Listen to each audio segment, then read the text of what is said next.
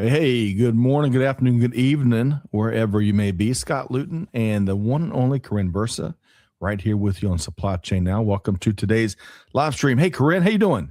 Hey, I'm doing great today. How are you? I am doing wonderful. The cold weather's back here in Atlanta. What happened, Karin? I don't know, but as long as the sun sticks around, I'm happy. But it's the wind that's so biting, I think, at this point in time. It is, man. Even our weather has embraced uncertainty. We just can't get enough of it. I tell you, folks, today, it is The Buzz, where every Monday at 12 noon Eastern time, we discuss a variety of news and developments across global supply chain and business. News that matters is what we like to call it. Now, The Buzz is powered by our friends at EasyPost, doing some pretty cool things, making shipping easy, flexible, and scalable.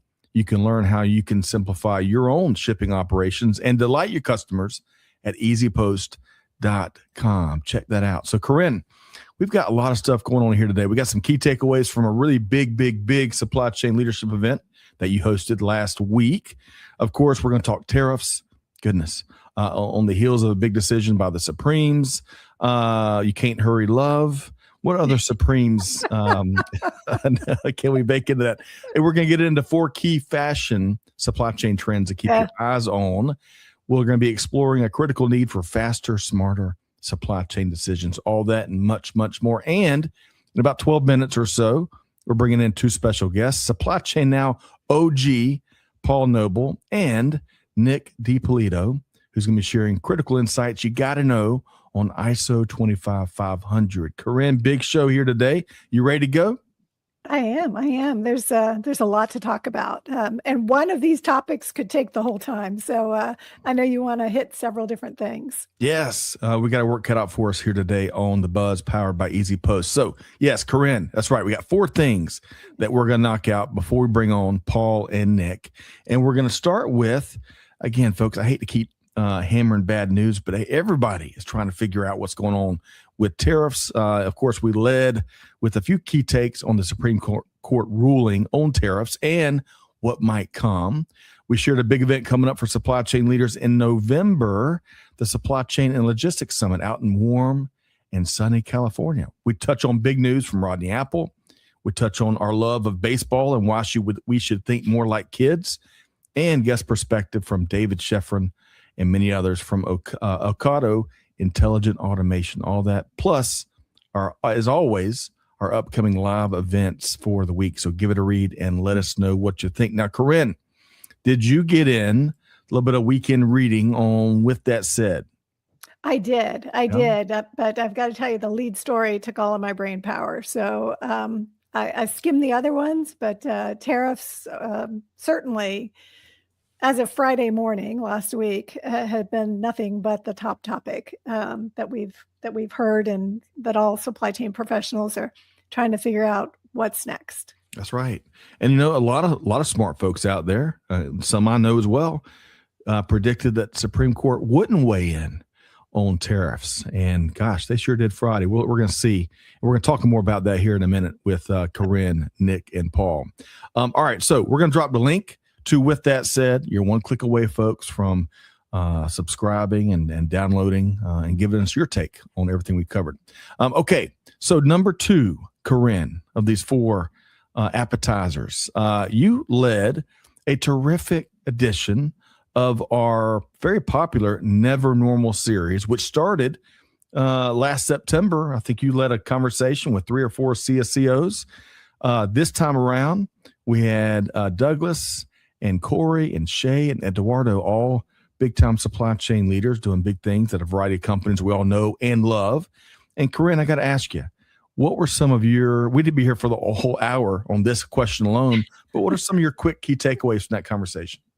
Yeah, it was a great opportunity just to, spend some time with 4 great leaders that are doing impressive things in their organizations. And it reinforced for me, Scott, that it is, in fact, a great time to be in supply chain. And these business leaders are making an impact every single day. We explored everything from some of their career-defining moments to where they see artificial intelligence having an impact on their operations, what excites them about it. and even some advice that they would give their younger selves. So I always love to hear how people respond to that. But 4 fantastic points of view.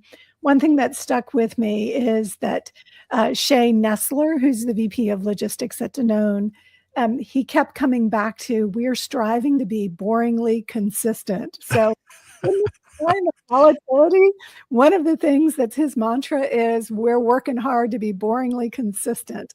And so I thought that was an interesting countermeasure to all the volatility, the opportunity, the changes that we're seeing in supply chain. It's so true. 2 quick key takeaways is I was in the cheap seats with my popcorn and Diet Coke, and it was such a real and genuine conversation. But 2 things: people, we're in the golden age of supply chain tech. We talk about it all the time because it's important, right? But the people, the love for people, the appreciation for people was so alive and well in that conversation. And then that leads me to my second key takeaway. I love the anecdote. I think it was Douglas that shared an earlier moment in his career where he saw the CEO stop in the hallway and ask the janitor named Maria about how her kids were doing. And it was fantastic. Yes, it was. And it really, we should all strive to be more like that, Karin, huh?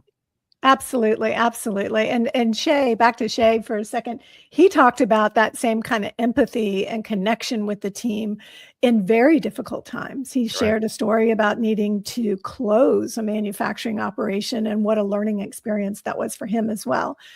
So I think those 2, between Doug and Shay, talking about that connection and knowing people's names and knowing, the impact on them personally and professionally, in good days and bad days, was really something that hit home. So folks, the good news is, all this is good news from Karin here today, but the good news is you can check out this great panel and the 2 previous installments on demand. Big thanks to Amanda and Tricia making things happen behind the scenes here today. We'll drop the link right there in the chat, and let us know your take. All right. They may agree. You may agree with what we took away. You may disagree. We welcome all of it. Okay. So, on a quick aside, we checked in with a couple of team members who are based in Mexico. We've all been monitoring some developments there over the weekend. I'm glad to say they're safe and sound. And of course, we pray for lots of simmering down of the violence, and hopefully no one else gets hurt. Okay. So up next, folks, mark your calendars. It's that time of day, the time of the year again, I should say. April 29th, National Supply Chain Day. Folks, mark your calendars, whether they're digital or they're old-fashioned like I've got hanging on my wall right behind me. Join us April 29th at 12 noon Eastern time for a virtual event that's going to feature a wide range of supply chain leaders and supply chain topics. But I promise you, big theme will be our love and celebration for what people do across global supply chain every single day. All right, Karin, is that circled on your calendar? It is indeed. I mean, I love this celebration around National Supply Chain Day. I mean, it's all about our community here.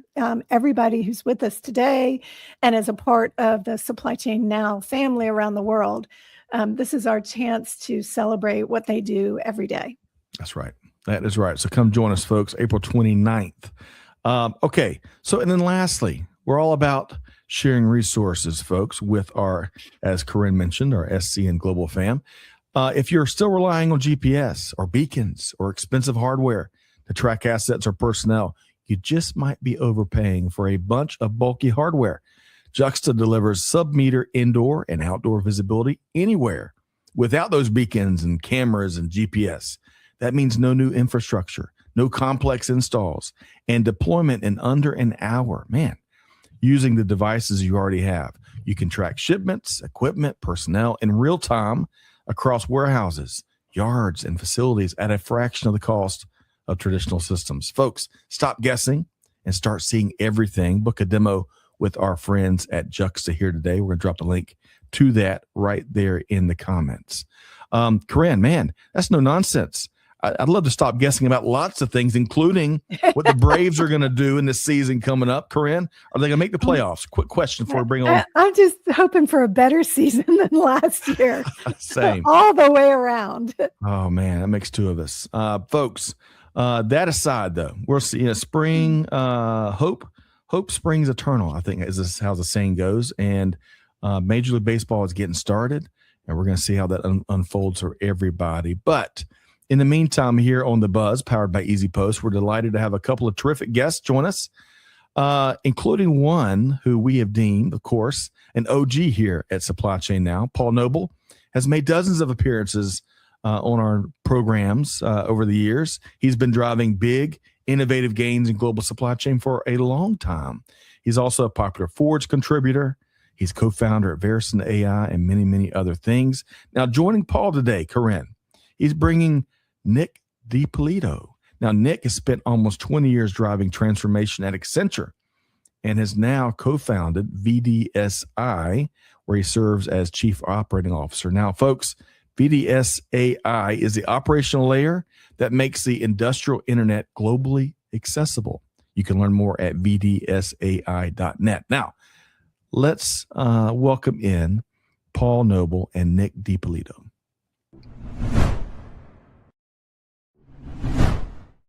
Hey, Paul, welcome back. How you doing? I'm great. Good to be here. Fantastic. Live from Tech Square in downtown Atlanta, GA. And Nick, welcome to The Buzz. Hey, Scott. Thanks for having me. Great to see you tuned in from Pennsylvania, right? Eastern or Western? Eastern. Eastern. Or the Philadelphia, so still in the same baseball division. That's right. That's right. You're a Phillies fan. Oh, Nick. Yeah. Nick gets mad. Nick gets mad when I'm sporting my Braves hat. Okay. Paul, we're going to have to team up on Nick and get him converted. Me and you and Karin. All right. So Karin, Nick, and Paul, great to have everybody as we move into the B block. And we're going to start with some great news. Folks, I tell you what, the fun warm-up question. Look at this gang. Did you watch that historic Olympic hockey match between the U.S. and Canada? I tell you, it was incredible. Even if you're like me, not really a fan of hockey.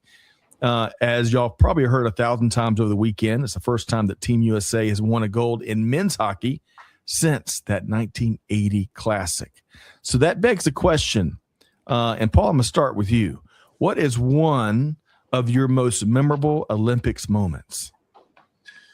Yeah, I think if I'm thinking Olympics and diverting away from the ice hockey discussion, I think to me one of the biggest transitions was in the basketball arena with the Dream Team. Big basketball enthusiast, and that first team that went in with professional players moving on from amateurs. Just really set a great global tone for the game, and something I'll always remember watching growing up. Paul, that's next. That was 1992, and the best part about that, and a lesson we can learn from supply chain standpoint, is all those egos, all those Hall of Famers, and they all set aside all that stuff to make an incredible, memorable run. There's certainly something to be said there for global leadership. So good stuff, Paul. All right, so Nick, that's gonna be a tough one to beat. What about you? Favorite Olympics moment? That is a tough one to beat. That was almost mine, but I have backup, so that's good.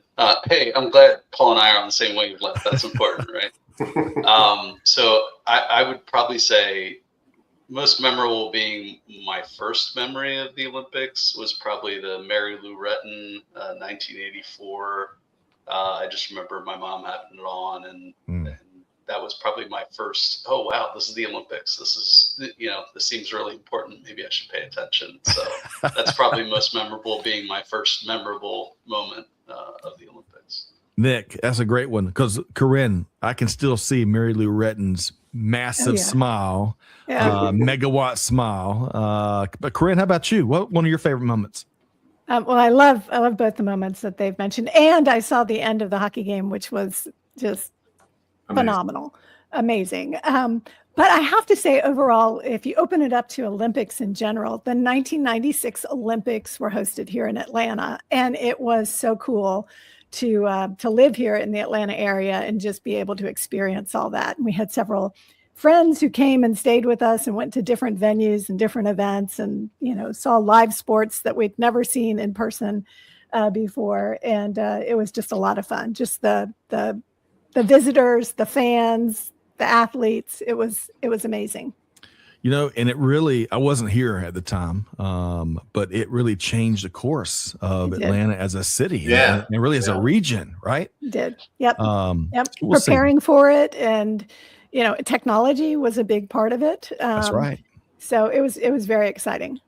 That's right. Yeah, no, it was such a catalyst. I was not here either, but, talking to people that were here, just what it did to prepare Atlanta for where it's at now. And, the development of Tech Square and, and just everything that goes on here. It's great for the city and a testament of why we're where we're at and why we're the global supply chain capital of the world. That's right, Paul. That's right. Now, Nick, did you hear that? Because Philadelphia is not, I'm kidding. Just kidding. Just kidding. So, all right. So Karin, Nick, and Paul, good stuff. Good stuff on as it relates to all things Olympics and beyond. But we got to get into a lot of news related to supply chain. And I hate to start with this topic again, but we got to. It impacts a lot of stuff, right? We got to talk tariffs. The Supreme Court ruled last Friday, for maybe 3 people out there that don't know, that the White House improperly relied on the International Emergency Economic Powers Act. That's the IEEPA you may have heard about. All of that to impose broad tariffs on countries around the world. The decision doesn't necessarily eliminate all tariffs. And of course, the White House is already looking at other measures. Over the weekend, President Trump has already announced a new 15% global tariff on all imports, citing an alternative legal basis for the measure. Now, it was reported here by CNBC, the European Union is already balking at the new potential move, and are asking for clarity from the White House. Aren't we all? So with that in mind, Paul, tell us your thoughts on the latest related to tariffs. Just when you think things are somewhat running smoothly in global supply chains, we get another thrust of uncertainty. I think it's everyone's kind of consuming a lot of information. It's certainly gonna, I would assume, be wrapped up in appeals and a bunch of different other activities, trying to get everyone wrapping their arms around it. There's big discussion around refunds for those that paid in, and so again, I'm no expert on the tariffs, but I think we get about 150 days of this temporary 15% that's going, and I think everyone's going to be closely looking at how can they take advantage of lower tariffs while they can, if they were at some of the higher thresholds. But overall, it's keeping people on their toes as it pertains to how they're going to do long-term business and what will come of that. As the ruling and the appeals progress. Yes, and all the more reason to look to a better forward-looking approach at running your supply chains, including technology, of course. Sure. Nick, your thoughts on the latest in with tariffs and all? Yeah, I'll probably tap into my former experience consulting on a lot of this, more in the indirect space, but I think we always tell companies be prepared, know your exposure before things happen. So having good segmentation and understanding your exposure to whatever happens quickly then can help you kind of react. I think the do nothing scenario and understanding if you do nothing, what is that costing you or what are your risks is definitely important. And then I think we've always said, have clear executive triggers that you can say, hey, if this happens, we're making this decision. No regrets, right? We all agree that if this trigger happens, this is what we're going to do. Not necessarily, translating that and here's exactly what you need to do today. Right. But I think being prepared and saying, look, if these triggers happen, no regrets. We all agree we're gonna do this. I'm hearing a little bit of a theme of facts, not feelings in Nick's response. Karin, what are your thoughts? Facts, not feelings is exactly what I would say. However, I cannot imagine, and one thing that Nick mentioned, is having a playbook of if A happens, then we're going to do, B or B1. But I think what is mind-boggling to me is that this is extremely difficult for the best run supply chains in the world. I cannot imagine how businesses that are struggling with their supply chain processes, efficiency overall, or they are planning their businesses on spreadsheet. I don't know how they keep up. There's just too much volatility and variability right now that makes a huge impact. And something like tariff and tariffs that are swinging so dramatically, these are big, big changes. So, I hope we can step away from the gambling table and come at it like problem solvers that we are in the supply chain, and be able to really develop a playbook, as Nick said, because I think that these tariff type changes from the U.S. or from other countries in the future are going to be a part of our futures going forward. Yes. Well said, Karin and Nick and Paul. And folks, what do you think? What do you think? Weigh in. Let us know what your organization may be doing different, or maybe one thing you're glad your organization implemented, kind of to the panel's point here, early months ago, to better deal with this new layer of uncertainty. We'll see. Tariff ping pong continues, though, Paul, Nick, and Karin. And a quick side note, Amanda and Tricia, a little technical glitch. I'm unable to see comments right now. So please do, as we drop these resources and links, if y'all would share those, maybe it's just a little glitch on my end. Mondays, right? Okay. So I want to shift over to what, Karin, we talk about this all the time. Fashion supply chains. There's so much going on that we can learn from, some incredible constraints that the fashion supply chain industry has. And here's a great read from our friends at Supply Chain Dive. It highlights major risks and shifts shaping fashion supply chains in 2026. So I'm going to share a couple of key points, and then I'm going to get Paul, Nick, and Karin to weigh in too. So, of course, persistent. This is going to read like Groundhog Day, the movie, folks, right? Persistent trade volatility and evolving tariff policies are all forcing brands to rethink sourcing strategies and cost structures. Companies are working really hard to protect the margins through things like supplier diversification, nearshoring, and tighter inventory controls. Agility and resilience, heard those two words before, are becoming competitive differentiators as disruptions remain constant. At the same time, AI is playing a much larger role in forecasting, sourcing optimization, and logistics visibility.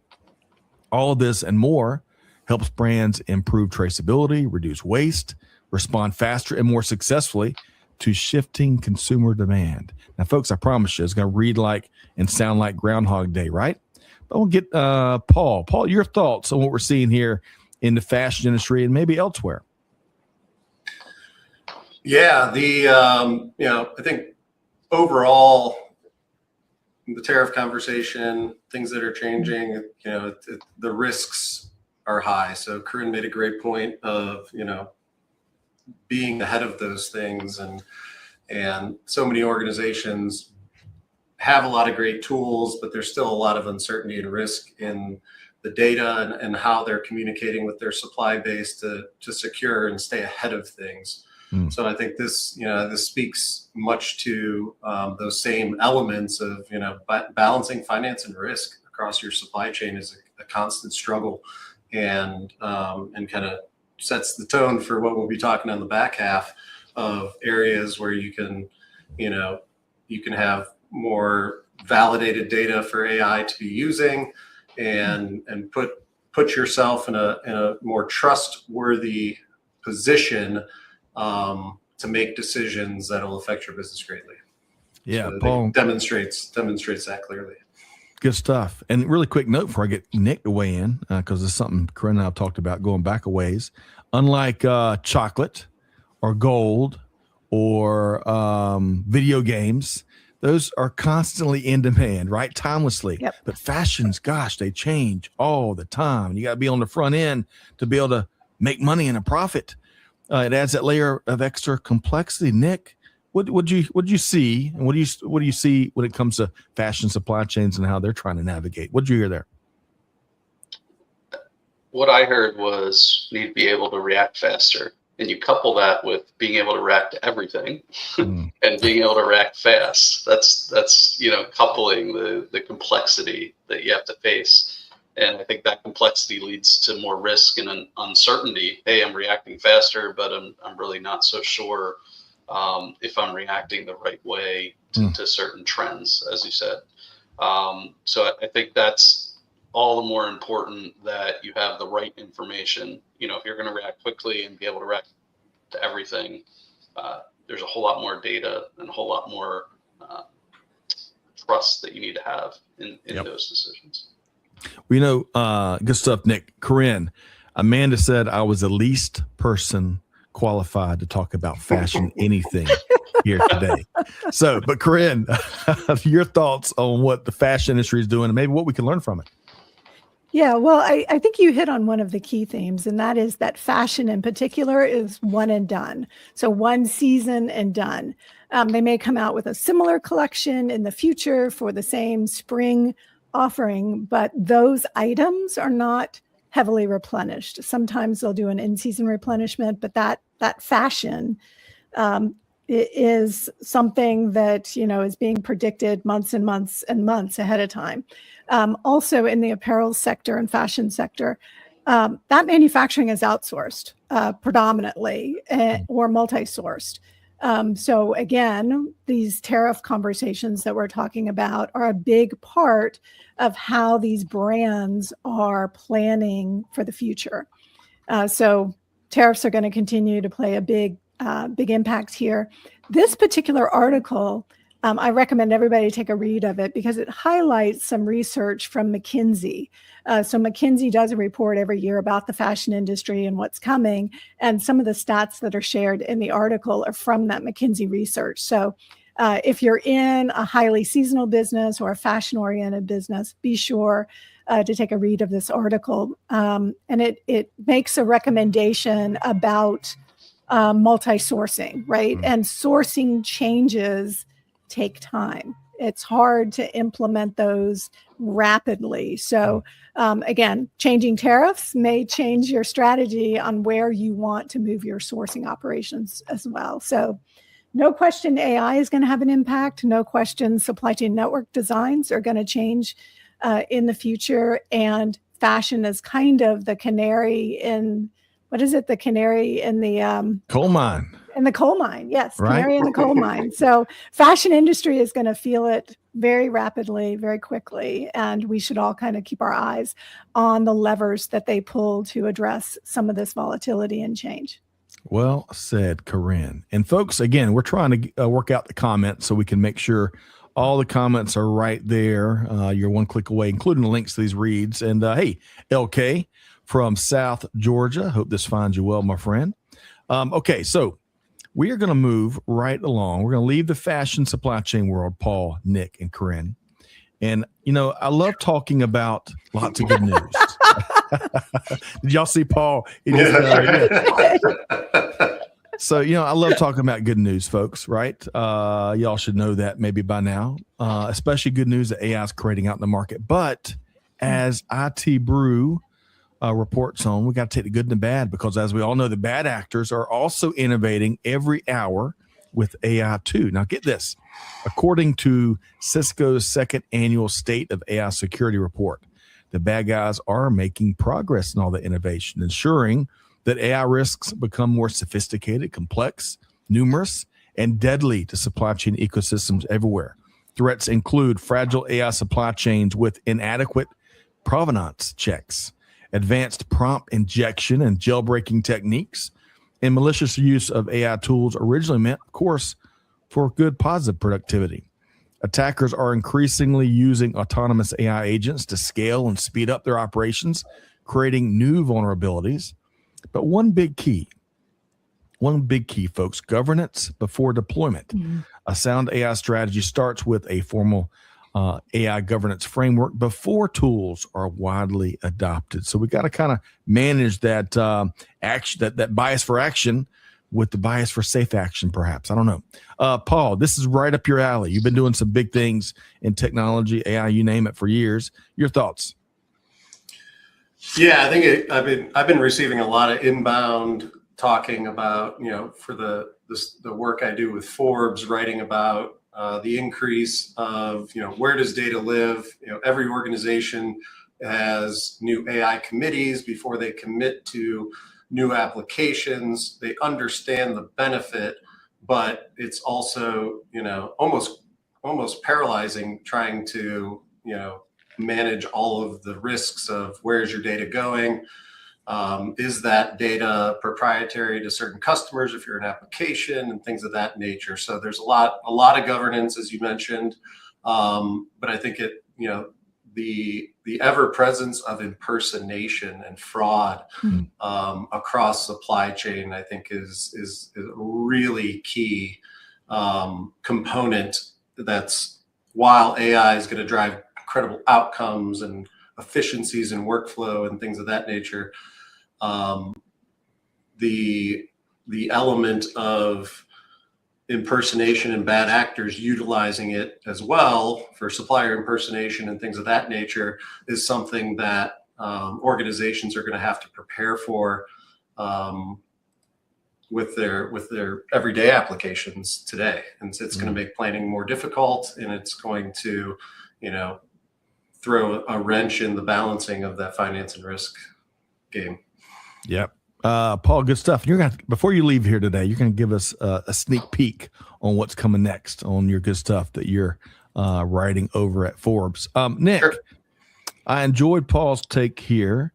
I'd love to learn your take on the bad actor still going to do the bad acting, this time with AI and a whole bunch more. Your thoughts? Yeah, I think this is everyone has the tool, right? Not just the good guys. So the bad guys have the tool too. They're going to accelerate the things that they're doing, impersonation, fraud, and they're figuring out just as quickly as we're figuring out how to do the good things. I think it's important to create more of a governance that you're able to prevent a lot of that. But even in my own use of ChatGPT, I've realized it's really tough to hit the undo button. If you realized, oh wow, I didn't realize it took that to mean that. I think that's what we have to understand is when you go down the road too far, right? It's really hard in these LLM models to hit an undo button and make it forget everything that it based off of that. And that's very scary in supply chain, right? Because now you have a whole bunch of, if you're automating your supply chain, you're building supply chain intelligence, it's really tough to hit the undo button once you've made those decisions. Nick, $1 billion advice between you and Paul. Karin, what would you add here? Yeah, there's no question that we need to be vigilant and we need to have good governance for security, not just professional, but for personal as well. That these advances in technology can be used for evil as well as they can be used for good. So I think the biggest challenge right now is just keeping up with how fast things are evolving. And the access to data and looking at streaming data and double checking and making sure that there are still humans in the loop on many of these decisions until we can have better security in place overall. Yes. Well said, Karin. Folks, go check out this read. Give us your take. And IT Brew, again, focused on the Cisco annual cyber report. So let us know. All right. So, Karin, I wanted to give this a fully throated discussion here today, but time's not always ever on our side. I want you, if you would, share a couple key takeaways, and I bet we can bake in some of these in the next segment. But tell us, you had a great article we published over on the Resource Hub at supplychainnow.com, focused on the critical need for better and faster, smarter supply chain decision-making. What was some key takeaways here, Karin? Yeah, thanks for sharing that. The Resource Hub, by the way, for our listeners, if you haven't taken a look at that on the Supply Chain Now website, be sure to do that. There's lots of good information out there. What this really focuses on is this changing metric and how we think about decisioning or making decisions and how quickly we're able to make those. And a term that's evolving is decision velocity. So understanding how you make decisions in your organization, the data that is a part of that, what good looks like for your business. It's goes far beyond visibility. So if you're still simply talking about visibility, that's table stakes. My question to you is, what will you do with that visibility?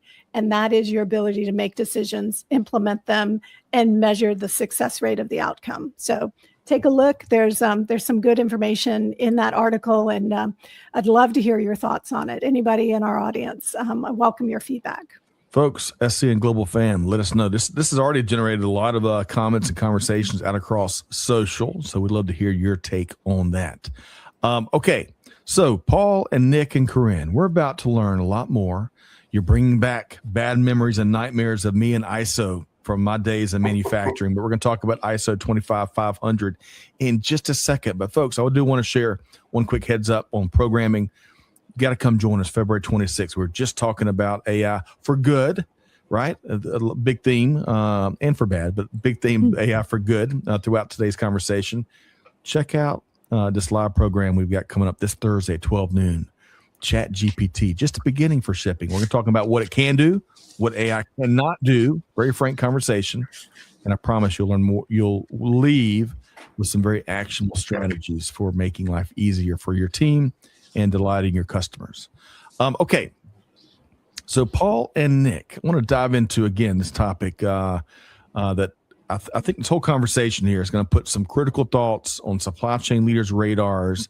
I promise you they're probably in the blind spot for many folks out there based on everything else we're dealing with. That's ISO 25500. So, Paul, let's kind of start with kind of what it is. And given we were talking about something earlier on the buzz, supply chains already exchange tons of data digitally. What problem does ISO 25500 actually solve that today's systems do not? Yeah, I think it's, the crux of the situation is, ISO 25500 was recently published, and what it's doing is creating a framework for the exchange of verifiable data across many different disciplines. But if you think about, supplier verification, material verification, things of that nature, it's difficult for any one organization to keep up with, their master data in that regard. And so initially it's the framework. There's about 30 governments that have, kind of said, yes, this is how we want to prepare. And it goes also to the element of what we talked about earlier, right?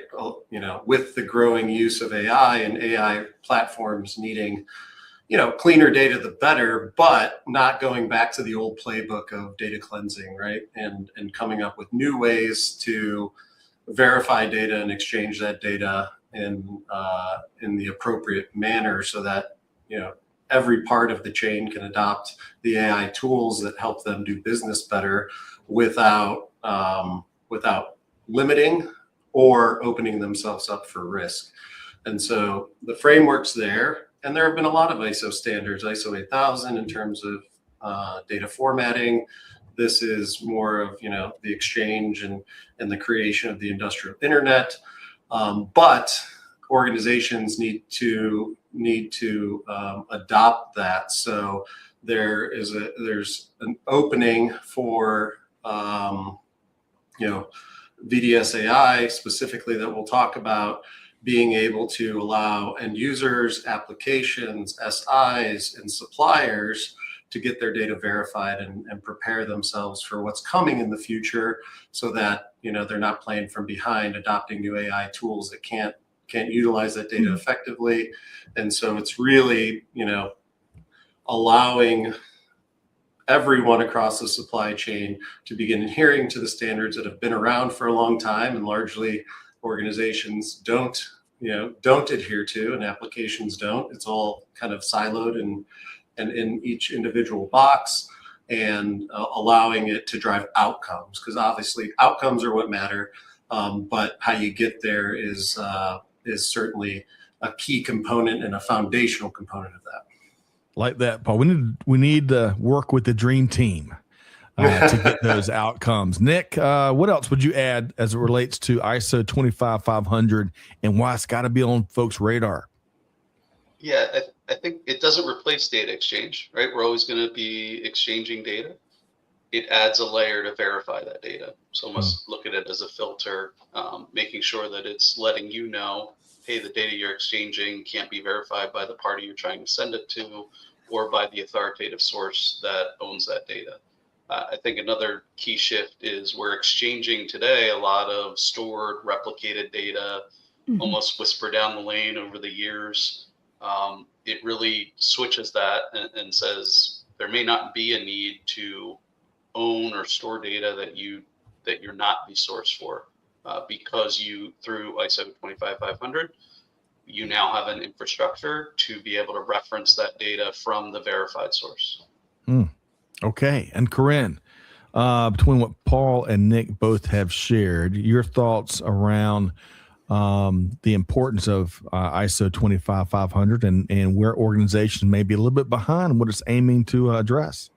Yeah. I think one of Nick's last points was really important, and that is storing data, and that this can reduce the need to store or replicate data. If you can use that data in stream or in flow and not replicate it, that's a chance to be in its purest form, if you will, or to access it from that perspective. So the fact that we have standards that are available gives us greater confidence in that, and greater confidence in the trading partner or trading pairs that we're looking at.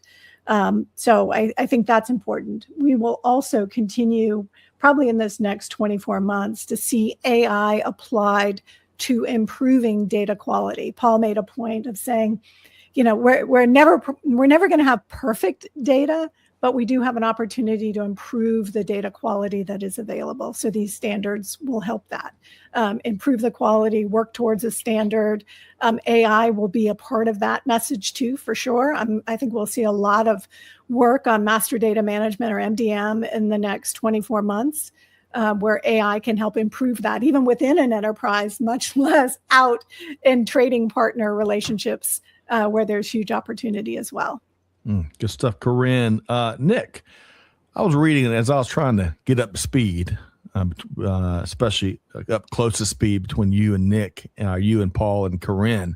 I was reading something about the supply chain data formatting clause, right? Standardizing dates and entities and locations and items. Now, all that sounds a little bit simple, but why is that such a big deal in practice? Yeah, great question. The standards actually have been around for a while, and we haven't really adopted them. Yep. And I think one of the major reasons is that, putting an infrastructure in place to actually exchange data using these standards. So it's almost like putting the cart before the horse a little bit. I think this might drive folks to maybe adopt them. But one of the most important things is creating globally unique, unambiguous identifiers. The ISO 25500 doesn't run unless you're able to have globally unique, unambiguous data running through it. Otherwise, your traceability back to the source, if you have different, an identifier that might be resolved by two different sources, you don't know where to go get that information. So really, it's the foundation of ISO 25500. It's the building blocks to say, we need to have data that is globally unique, unambiguous, that's traceable back to an authoritative source in order to operate on ISO 25500. Yeah, and it benefits both sides, right? So, I mean, users of information that have thousands and thousands, if not tens of thousands of suppliers that sell to tens of thousands of organizations, and then all of the applications, whether it's a system of record, an optimization, or a planning platform. An easy example of that is that if I'm a supplier, I could have 1,000 different representations of myself across every different portal and application and customer that I sell into. If you bring it back to that foundational, every organization has an international business identifier that can be verified. And if I'm a user, buying from thousands of different suppliers, that opens up risk in terms of impersonation and things that we've talked about, and fraud. The goal is to get ahead of that and be able to identify not only core suppliers within category management, but also be able to eliminate and validate even suppliers that are smaller or in the long tail that you're buying from. So, being able to get back to that authoritative source, as Nick mentioned, and once a supplier is verified, it could be verified across various applications. The benefits are wildly important, both from a financial and a risk aspect, in terms of what chief supply chain officers, chief procurement officers, and CFOs are looking at of the impacts of this data and how do they utilize that data to run their businesses more effectively. Karin, your thoughts? Yeah, I think it's an important initiative, and it allows us to compete as a supply chain instead of a bunch of companies that do business together. So anything that we can do to accelerate the access and availability and interpretation of meaningful trading partner data is a good thing. And so it will be interesting to see the adoption here. You mentioned date formats. We've been struggling with that for 20, 30 years now at this point in time. As I think back to even early working situations on collaborative planning, forecasting, and replenishment that the voluntary commerce standards worked on in 2000, right? So, what is a product? What's a product ID? What's a volume? What's a container? All these different definitions are just building blocks that can accelerate business. And what that lets us do in the long run is it allows us to replace risky inventory with valuable insights, with that data, right? So that we can accelerate faster. And so that we're not caught in the fashion crunch that we talked about with the fashion industry. If we can get that information faster, we can adjust our investments in inventory, in moving those goods or inventory in motion as it comes to market as well. Karin, you're reading my mind, because that's adoption and kind of what changes is what I was going to pose to the panel next. So, Paul, I'm going to pose this to you. So if and when maybe ISO 25500 becomes much more widely adopted, what does change? Karin kind of referenced a couple of these things, but what else changes financially and strategically for global supply chains? Yeah, I think, we've talked about it briefly, but, being able to have the technology you can plug in and action against the standards that exist and become compliant takes that uncertainty and mistrust in some of your core baseline master data, whether it's supplier master, material master, giving you representative information to power the applications that you're using to run your business. So, it helps balance working capital and risk across, the indirect, direct, logistics part of the supply chain. And then as that compliance happens, there will be more and more outcomes and pipes that, that data that can flow through those pipes actually, that again allows you to prepare and plan more effectively for the things that we've been talking about on this entire episode, and you all talk about on a day-to-day and week-to-week basis. So it's really getting back to that foundation and laying the foundation that allows all of the great innovation and work that's happening in the supply chain to take greater shape and again, get back to the outcomes that matter, which is running your business regardless of what you make, what you ship, what you do. Man, sign me up. All right. So Nick, anything you'd add? That was a very comprehensive answer we got from Paul J. Noble. Anything you'd add there, Nick?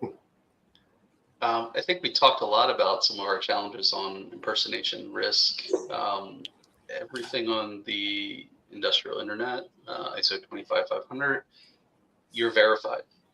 You know who's requesting information. You know who's responding with that information.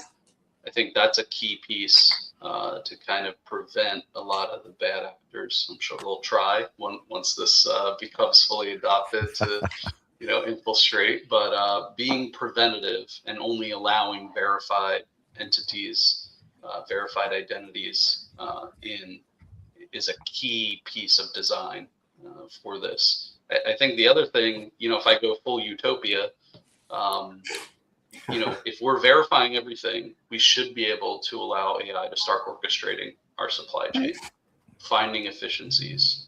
I watch the Amazon truck come to my neighborhood every single day, right? So if everything's verified, we know everything that's coming and where it is, somebody should be able to figure out how to do that, a lot more efficiently, right? And we'll be able to react faster, but also trust our reactions. Karin, that's the key word: trust. Your thoughts though on what else changes, Karin, that maybe Nick and Paul didn't hit on, or something you want to maybe emphasize of what they did share? Yeah, no, I like the idea of utopia, Nick. If we ever get to the utopia supply chain, I want to see that in action. But it certainly turns fragmented data into more interoperable framework for decision making, or for digital communication between businesses. And I think that's where it becomes a real accelerator. So if we get to the point where we're complying with the standards, or ISO certified in that process, that means we can adopt AI as was mentioned, and we can automate. So automation, I think, is good. Or the goal of getting to an automated framework or interchange is where all businesses want to be. Yep. It may be painful getting there, but it's definitely a destination worth striving for. We nail the approach, and then we're off to the races, like Carl Lewis or Jackie Joyner-Kersee, to throw out a couple Olympians from back in the day, right? You're on a roll, yeah. Olympics are on my mind, folks. Yeah. and I wish I could run fast like this, folks. Anyway, all right, so let's do this. I wish we had another 30 minutes, couple hours with y'all. But Nick and Paul, really excited to hear more about VDSAI. Nick, let's start with you. Tell us about what the organization does in a nutshell. Yeah, so VDSAI, if you think of kind of the traditional internet, we all have an internet service provider. VDSAI is the commercial provider to allow everyone to access the industrial internet. So really go to vdsai.net. We can get you verified. That's the most important. Like I said, there's an entry of verifying. Almost look at it as we have a bouncer checking your ID at the door. And then we can get your prefix. So just like on the internet, we have a domain name. I'm sure all of you have tried to secure the right domain name or bought the domain name that fits your company best. That's what we're doing right now, is we're helping companies register that smart prefix, which is really your domain name for the industrial internet. You can get that today. And what that does is that secures your globally unique identifiers specific to your entity. So also every entity. So if you have multiple entities within your company, you can register prefixes for each entity. Man, okay. I think I'm picking up what you're putting down, Nick. And that's not always, doesn't always take place on Mondays here on the Buzz. Paul, what would you add to Nick's, as he shared what VDSAI does in a nutshell? What else would you add, Paul? Yeah, I think well said, Nick. But overall, it's a simple way to start actioning and getting prepared for what's coming, right? So there are simple things you can do to, the industrial internet's coming. This is, a way that you can, secure your spot and begin that verification process. That'll, if you're a supplier, it helps you with your customers. If you're an application or an SI, it helps prepare the systems that are being used across. And you're less data dependent of trying to rectify that authoritative data back to the source to make your application work better. And then ultimately, for the users of products, you have greater trust that can help you decision more effectively. So just think of it as a simple plugin that does that foundational work for you and can get you compliant and get you ready for what's coming. Outstanding. All right, so Karin, it sounds like we're going to hear a lot more about ISO 25500. And you got to get help somewhere, folks. VDSAI might be one such partner. If you want to, what was that? The utopian supply chain. Was that an analogy all three of y'all were talking about earlier? But Karin, what you hear there? Leaders got so much on their plates. They don't need one more, but they're going to have one more, seems like by the hour. Your thoughts when we heard there from Nick and Paul? Yeah, I guess the final thought that I would leave with folks is that data is critically important. It's always been critically important, but it is growing exponentially right now. So the fact that we have a standard that can be adopted that allows us to access, interpret, and leverage that to accelerate business decisions is really important. So I think each and every business needs to figure out, look, is data going to be rocket fuel that propels our business forward, or is it going to be kryptonite that really cripples our business in the future? And this is an opportunity to adopt a standard that's out there and really accelerate that adoption process. Karin, I love that. Rocket fuel or kryptonite. The choice is yours, folks. My son Ben would love that. Love that those two options there. Okay. Well, I hate to leave it here, but folks, we're going to make sure you know how to connect with Karin, Nick, and Paul in just a moment. We want to share just a couple more resources. If you like conversations like this, we want to share a couple more resources where you can find more, starting with all of our upcoming live programming, folks. You can venture over to, I'm going to still call it the new supplychainnow.com because it's still kind of new. We rolled it out last year. It was a big, passionate project, folks, the new site. But you can check out upcoming live programming. For the latest live streams and webinars that we've got scheduled. We'd love to have you come join us and share your perspective. And as we've touched on a couple of times, you're going to find Karin's great article there. You're going to find at our resource hub, you're going to find all of our written interviews from events like Manifest. You're going to find all of that at the resource hub, white papers, news, ebooks, blogs, you name it, all right there at the new supplychainnow.com. Okay. So let's do this as we start to wrap, Paul and Nick and Karin. I feel like I'm smarter after this February 23rd edition of The Buzz. That doesn't always happen, but this has been a great session. So I want to make sure folks know how to connect with all three of y'all, starting with Paul J. Noble, OG here at Supply Chain Now. Paul, how can folks track you down? Yeah, at Paul J. Noble, and I think most of the platforms out there. LinkedIn, X, so on and so forth, or you can go to Forbes.com and look me up. Trying to put out more and more informational, meeting with different CEOs across finance, optimization platforms. Going to be putting out something, covering takeaways from Manifest, finalizing that, and then we'll be writing more on the subject at hand, ISO 25500.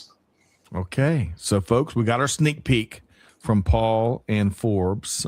Make sure you follow Paul wherever he may be, all those socials he mentioned. Nick, for your first time here on The Buzz, I really enjoyed your perspective. I don't like your Phillies. It always comes back to that. Yeah, right. I hope you'll have me back during baseball season. Yeah. Nick, as all kidding aside, as we talked about, though, at Manifest, when the Phillies beat down the Braves in their last playoff matchup, y'all took our soul. We got to get it back. But Nick, congrats on the cool big things you're doing in industry. How can folks connect with you and VDSAI? Yeah, so you can go to my LinkedIn page. I'm working on probably being more active on social media. Maybe Paul can coach me on that. But also VDSAI.net. Go to our webpage, tons of resources there explaining everything we just talked about. Outstanding. All right. So folks, and by the way, before I get Karin weigh in real quick, if you are viewing this live and you're not seeing links or whatnot, stick around. We're going to try to make it really easy with the restream version. And of course, the podcast version, you'll find all the links that we talked about here today in the show notes. Karin Bursa. I'll tell you what, you are always on the move. Really enjoy what you do here. I know you do a lot of keynoting and advising out in the marketplace. How can folks have a conversation with you, Karin? Yeah, I think the easiest way is LinkedIn. As our other participants mentioned, it's an easy way to kind of cut through some of the noise. So please connect with me there. I still want to invite feedback on the article that we shared today as well, because I think we're going to hear more and more on decision velocity and the impact on your business and just the way you think about metrics that you measure. But please reach out. And of course, I look for opportunities to be with you here on Supply Chain Now as well. Outstanding, Karin Bursa. What a great hour spent here on the February 23rd, 2026 version of The Buzz, brought to you by our friends at EasyPost. I want to thank our esteemed panel, Paul J. Noble. Great to have you back, Paul. Great to be back. Thanks. Always fun to spend some time on the Supply Chain Now platform. So appreciate the opportunity and always good to be here. You bet. I think I got a certification with you and Nick and Karin here today. And Nick Dippolito with VDSAI. Folks, you can learn more at vdsai.net. Nick, great to have you here today. Thanks for having me, Scott. This was fun. First time. It was great. And I thought you were going to throw in a Go Phillies there, Nick. Right? No. Right? I was ready for it. I was ready. Yeah. Well, Nick, all kidding aside, great to meet you at Manifest. Good to catch up with you as well, Paul. Great to have y'all here. I want to thank my esteemed co-host, Karin Bursa. Karin, always a pleasure.